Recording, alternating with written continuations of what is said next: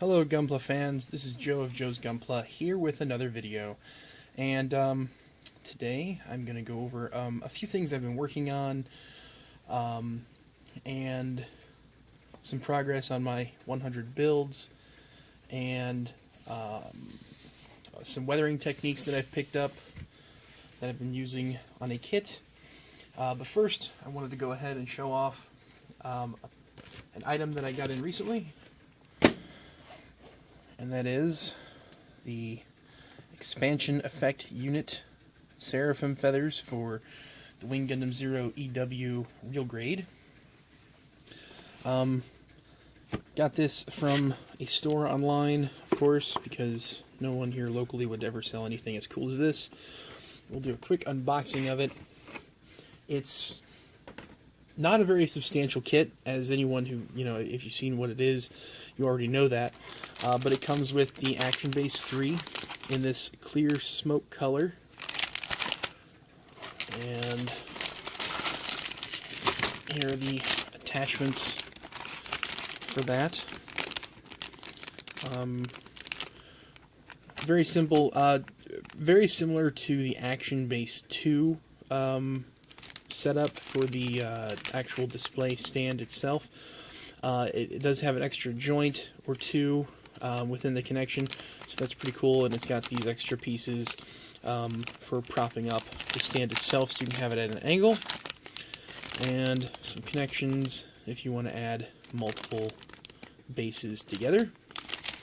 The base itself, if you know anything about the Action Base 3, you can place cards in the center of the base. Most Action Bases come with one card. I think it says Gunpla on it. And you can print out things in this size and make your own little background. This one comes with... well, let me take it out of here so maybe it won't be quite as much glare. First of all, it comes with a clear protector that snaps in place over the card. This one comes with... it just says XXXG-00WD, or I'm sorry, W0, Wing Gundam Zero EW, and some clouds and light bursting out of there. So that's pretty cool. It also comes with the feathers. This looks like a very high definition version of what you see in the OVA. I'm not sure if this is a direct copy from that scene or if they went ahead and just made a whole new one. But like I said, that clips into place in the center there, and then you'll take your clear protector, place that over the top, and there you go. I'm not sure, I haven't read up enough, and I don't know if this is a UV protector so that doesn't fade under lighting. That would be really cool if it was, but I don't know. Then it also comes with screws for the Action Base. And then let's get to the meat of the pie here. It comes with these feathers. You get 2 each of the largest size, these slightly smaller still, slightly smaller, and these tiny ones here. And you can arrange them on ball joints via these little connectors here, if you can see that. Try and zoom in. Yeah, these little connectors here. And these appear to all be the same connector, so you can arrange the feathers in any way you like. And they're on ball joints, you can twist and turn them. And then it has these looping connections. So you can place the ball joint connectors on various spots along the loop. And you get a really cool effect with that. So, unfortunately, I have been unable to get the Wing Zero itself.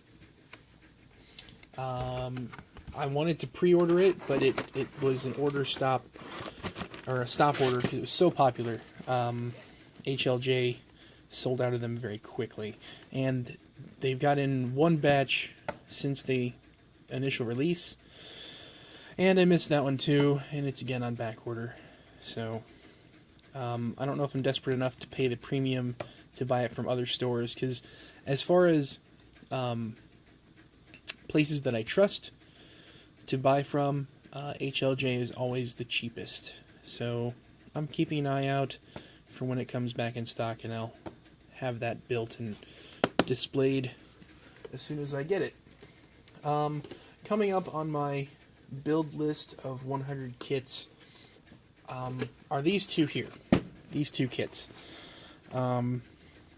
This is the designer colors of the 00 Gundam with the O-Riser. And you're thinking, 2 kits? Joe, why is this 2 kits? You're counting this as 2 kits. Well, my initial numbering system is if a kit comes as a 2-pack, if that's the only way to get it, that counts as 1 kit. So like the Lodo 2-pack, that's 1 kit. The Ball twin pack, that's 1 kit. If I were to get like the triple Dom set, each one of those Doms would count as 1 kit each, because you can buy them separately if you want. Now, the 00 Gundam and the O-Riser you can buy separately, but that's not why I'm counting this as 2 kits. I'm counting it as 2 kits because not only do I have the 00 Gundam and the O-Riser, but along with that, I also have the parts for the Exin Razor. So, because the Exin Razor is definitely sold separately, I decided that I was going to count this as 2 kits, if only for the fact that, you know, you can't buy the 00 Exin Razor separately. Or I mean together. You can't buy them together. So I'm going to count this as 2 kits, especially since all the work that has to go into painting the Exin Razor parts. Exin Razor? Exin Riser. Razor, right? Yeah. Anyway, so that's coming up on the build list fairly soon. I don't know when I'll be getting to that, but I will do a review, as I've done with all my kits. You know, I'll do a batch review of everything, just giving little notes, hints, tricks, etc., etc. So next up is some progress that I've been working on. It's been slow going, a lot of schoolwork, and this kit especially has just taken its toll on my patience, and I'll explain that in a moment. But I've been working on, let me get the box ready here, hold on. I have been working on, there we go, this high-grade Zeta Gundam. It is a Gundam Expo exclusive. I'm sorry, Gunpla Expo. That says Gunpla, not Gundam. And it is a high gloss injection model kit. You can actually see a review of this on Dalong and see what they mean by high gloss injection. I'll try and show that off here. You can see this is the way the parts come. They are very shiny. That shows scratches, unfortunately, very easily. So you can see it's kind of scuffed up there. And I've gone through and painted up details here and there. You can see the gray that I used.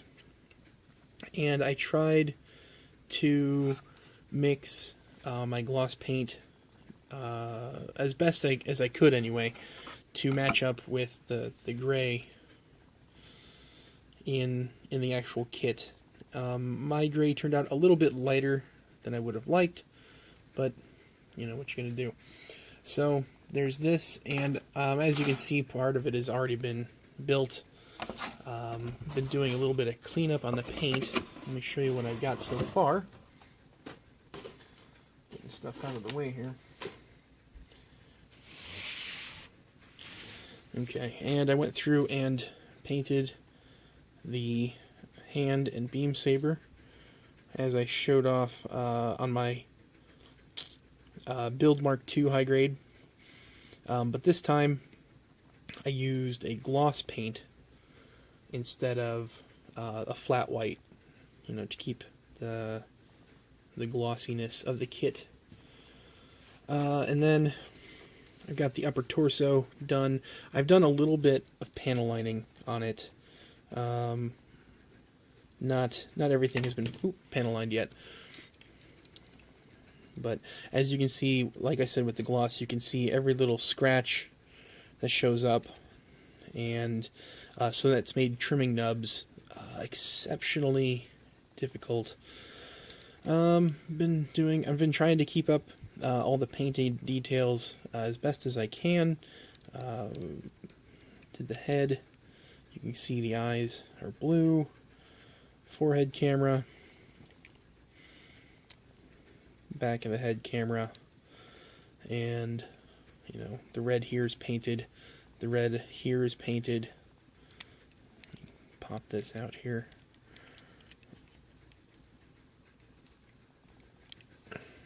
The dark here, because it's molded in red. The dark is painted. And I think I matched that up pretty nicely. In person, it is a little darker than the plastic, but on camera it's showing up as matching up pretty well. But yeah, just like any chrome-plated kit or Mekki-plated kit or a gloss injection, fingerprints show just on every little surface. It's been a pain in the butt to try and keep it clean, but it's not the worst thing I've had to deal with.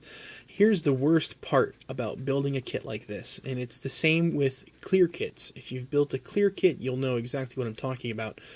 The plastic, for whatever reason, due to the molding process that they use to get this high gloss finish, is very brittle. And I just got so demotivated from the kit, because every time you go to snip a part from the runner, it splinters horribly. So you have to do it way off of the part. You have to make sure you're not getting too close to the part, because it leaves horrible nub marks.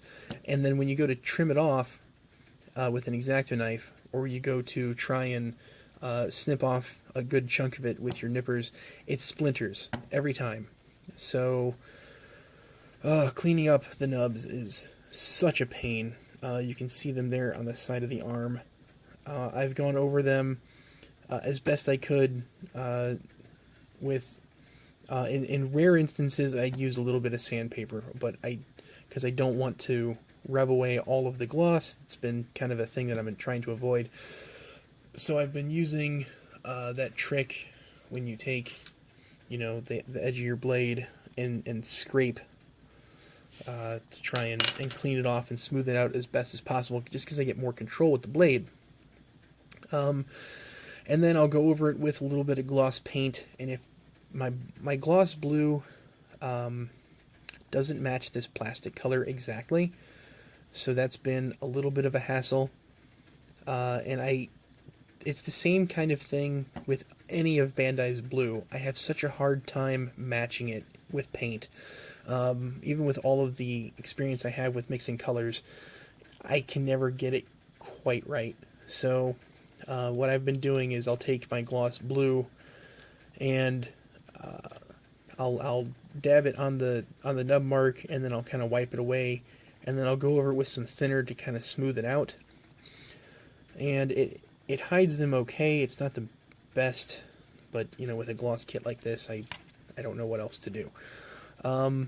I may try to, after it's all finished, wear some gloves, take a nice soft cloth and get all of the fingerprints off, and then hit it with a high gloss coat, just so I can get the finish even.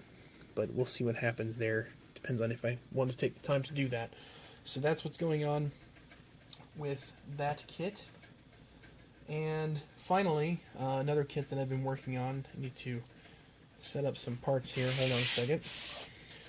This one is, he's been sitting in my backlog for quite some time, and my build at Barnes & Noble with my friends, since I finished the Build Mark II Master Grade, has been the Exia Repair 2, which is a premium exclusive kit that I picked up quite some time ago. Well, when it came out, so sometime last year. And I got bored and wanted to bite into another Master Grade, so I dug out, I'm going to get some flack for this, my old TT Hong Lee Master Grade Exia that I bought long time ago. When I thought, oh, cool, bootlegs, they're cheaper and blah, blah, blah. Well, they're cheaper for a reason. But the reason I bought this Exia, this Master Grade Exia, was because I had bought the Bandai ignition mode, and I had the parts for the Exia Repair. And I was thinking, if I'm building Exia Repair 2, I should get out my old repair parts and my bootleg Exia and go ahead and work on this kit. So that's what I have done. Let me go ahead and scoot him over here. Okay, so have been doing some weathering on this kit, and let me say, first and foremost, 00 kits frustrate me beyond all measure because they practically force you to use foil stickers, and I hate using foil stickers. Even more than using foil stickers, I hate using, now that I know what they are, TT Hong Lee foil stickers. I've never used their foil stickers before. They don't stick to anything. They wouldn't stick to super glue because their stick film is, it's like removable Scotch tape. It's sticky enough to kind of sit there. It's like a Post-it note is what it is. And you know, a Post-it note is not made to stick on whatever you put it on forever. Their adhesive is so weak. It's a joke. So 00 kits kind of force you to use stickers underneath of their GN condenser domes because, quite frankly, there's no way I'm going to go through and try and paint all that detail by hand. It goes for, and you can't really see it because the green plastic is too dark, but the sticker under there that has the model number, and that's okay. So yeah, there are foil stickers you have to use, and they're so frustrating. But anyway, I digress. So I've been doing a little bit of weathering. Let's get back to that. I built the kit as per the instructions for the repair version. Here's the fun part, is mixing Bandai parts here and this piece, this white piece here, with the TT Hong Lee parts was a bit of a chore. TT Hong Lee parts in and of themselves have issues working well together. When you add in the exquisitely detailed and molded and engineered parts of a Bandai kit, it's gonna get interesting. So this part here on top of the shield, I had to basically cut off all the connection pieces and glue that on there, just because nothing was lining up at all. The head got really interesting too, because half of it is TT Hong Lee and the other side is Bandai, and it worked really weird. But anyway, so I've been doing some weathering, like I said, and what I've done is I went through and did a whole bunch of silver dry brushing. I really wanted to make the sword look beat up, because obviously it's a weapon that's getting used frequently, slicing through enemies and blah blah blah and all that fun stuff. And all the little chips here, I went ahead and I painted those all silver, and then I went through and did some dry brushing around the edges. And then I took a black marker. Don't tell me I forgot to bring that out here. I sure did. Well, there goes part of my plan. Let me see if I've got something. Somewhere I have another one I can use. But anyway, I took a black marker. It's a felt tip, like brush tip marker from Faber-Castell. And I went along the edges, and then I took a Q-tip and kind of smeared it in a fashion that kind of made sense to me at the time. And I've done that on all these parts here. I just kind of darkened it up, made it look dirty. And continue that on the legs. Had to go through and do a few more panel lines here and there with a Real Touch marker, just to pick out some of the details. And honestly, I think it's looking okay for now. This is honestly my first real attempt at weathering. And the only other time that I've tried weathering was a long, long time ago when I had, what did I have? My old Wing Gundam kits, Gundam Wing kits. And they... Sorry, I'm getting distracted here. Basically what happened was I had some old wing kits that I had doubles of, and I wanted to kind of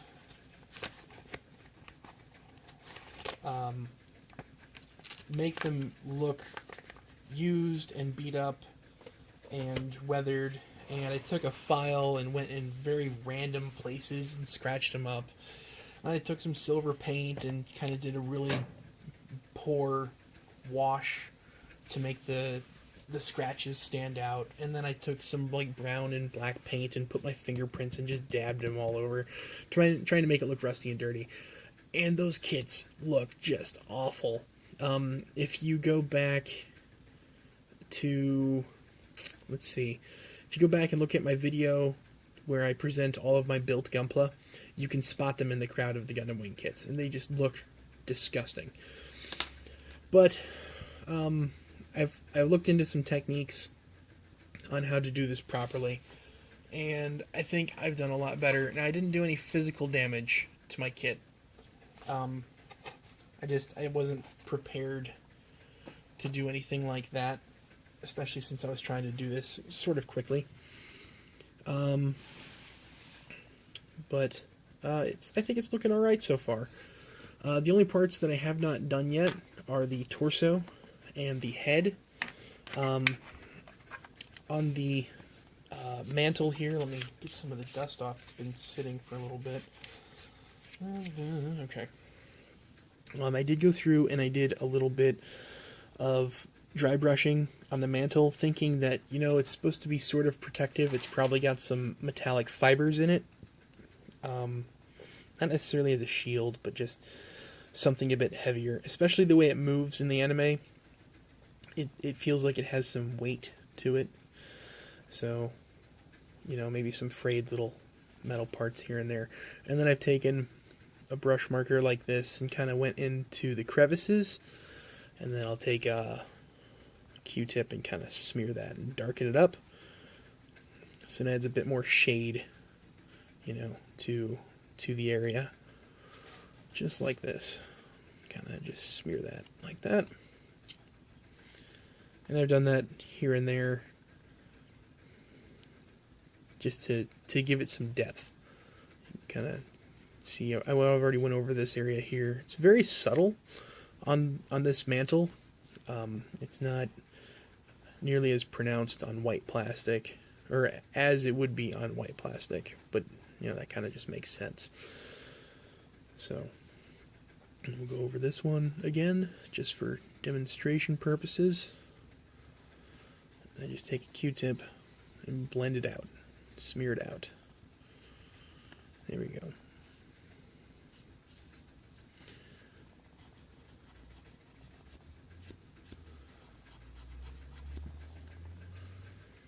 So yeah, add a little bit of depth to it. And I'd probably follow all the way up to the top here like this.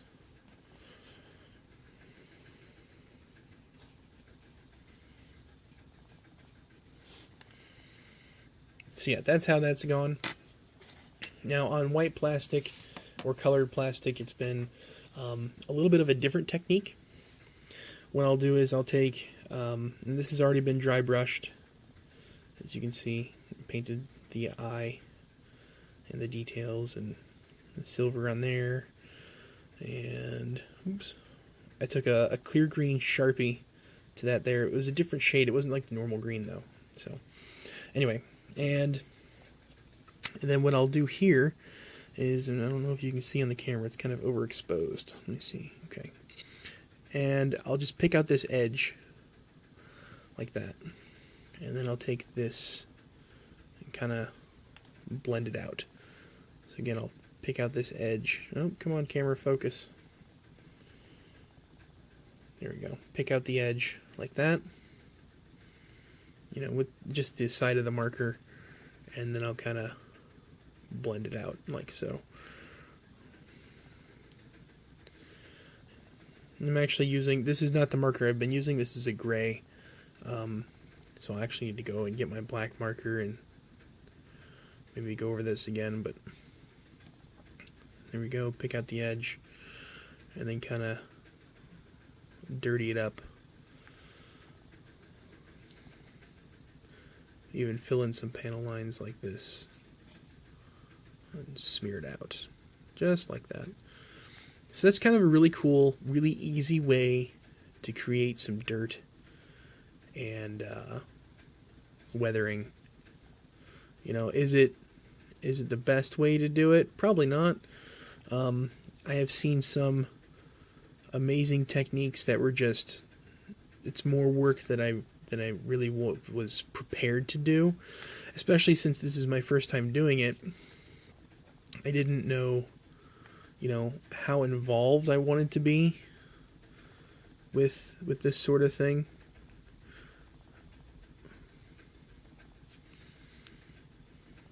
Focus, there we go. And then kind of smear. Now I was going in the wrong direction there. That should have been a downward stroke and it went up. Because, you know, gravity would pull dirt down. Actually, he was in space the whole time, so really, I don't think it matters. But you can kind of see, hopefully. There we go. It's dirtier than what it was. And kind of the more you do this, the more you realize you don't really need to be precise, because you're kind of trying to make it look dirty and gross, you know. And anyway, so I'll do that over all of the kit. Where'd my Q-tip go? There we go.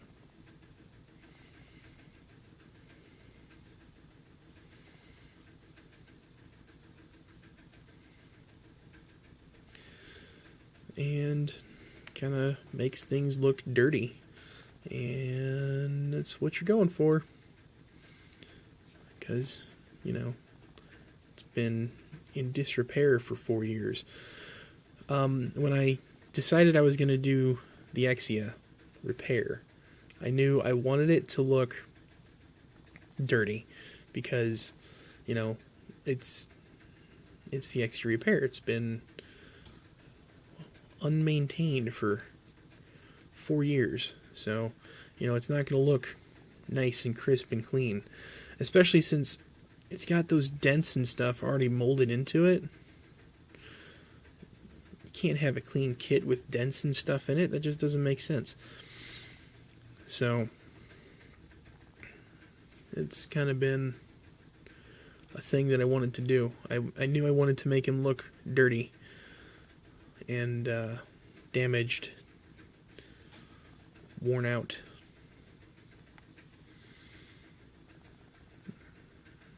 Make it look really dirty in here, because it's got all that soot damage from being stabbed in the face or whatever the damage was. I don't remember how it happened. It's been a long time since I've seen 00. And then I'll go through and kind of pick out some of these little details here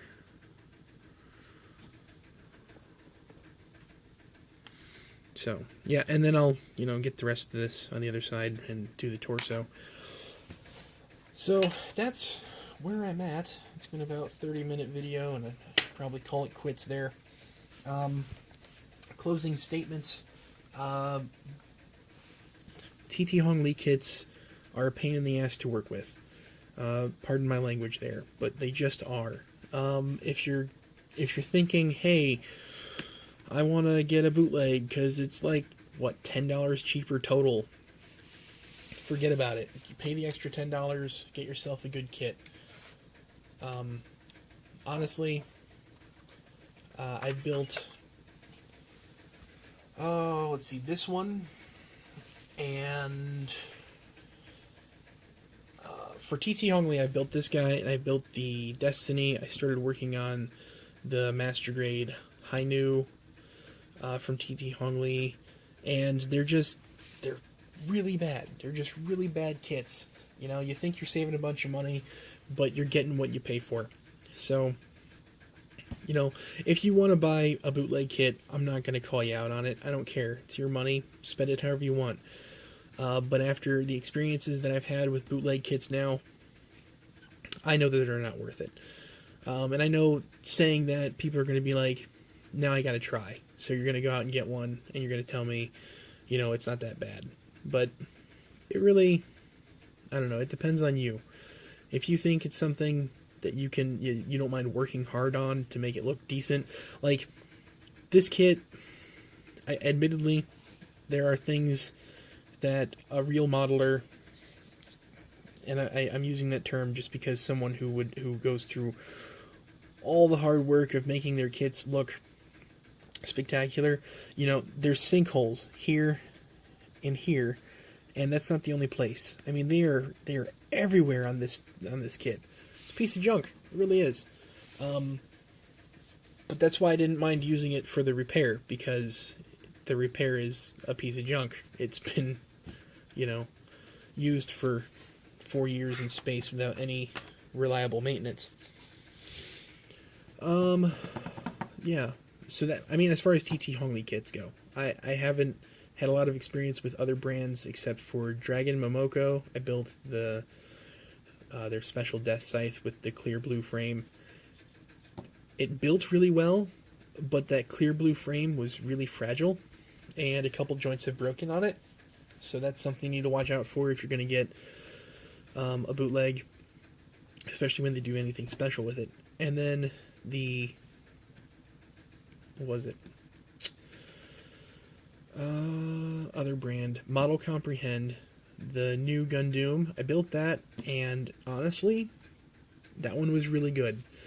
It was a little less quality than a Bandai kit, but the construction went really well. I didn't have to glue anything, and that one was actually pretty good. So, Model Comprehend kits are okay as far as quality goes. But anyway, so yeah, bootlegs, bleh.